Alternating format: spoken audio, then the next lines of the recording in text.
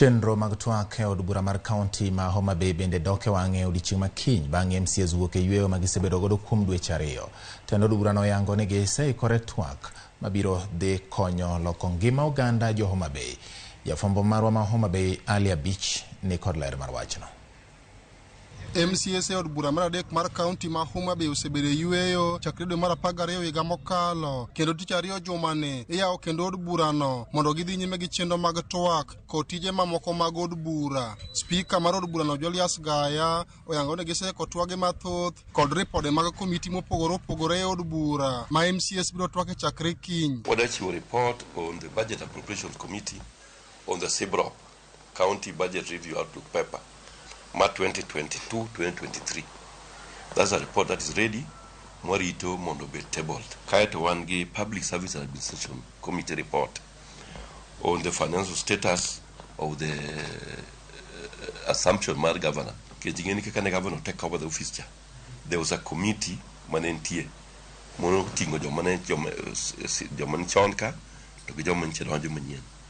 So a lot of money was spent on that process. So that's a report that must be discussed in the floor of the House. Speaker bende wacho ni MCAs biro twake report mar kambi rego mogo ma Kigoto kalure kod ng'ur ma jopiny ma Kigoto ne ogolo. The seventh report is a committee mar agriculture and fisheries. Gidwa kelno status of Kigoto maize mill. So the oversight team are up to the task and ready with a report on that. One tiere gi gik mwadhe pedho e assembly during our sessions right from tomorrow nyaka end of session.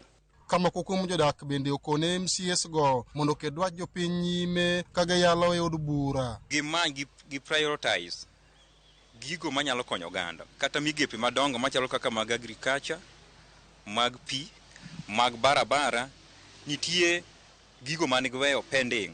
Giduog many faindego mondo gidhiri mapiyo piyo. Bang' dhi yweyo mar dweche 2 mangima, MCAs od bura ma Homa Bay kaendi odiechieng' makiny biro chako twak margi ka geno nitie ni chenro mag twak mag biro dhigo nyime od bura kaendi biro konyo e bero ngima jodak e kaunti. Ali Abich, Ramogi TV, Homa Bay.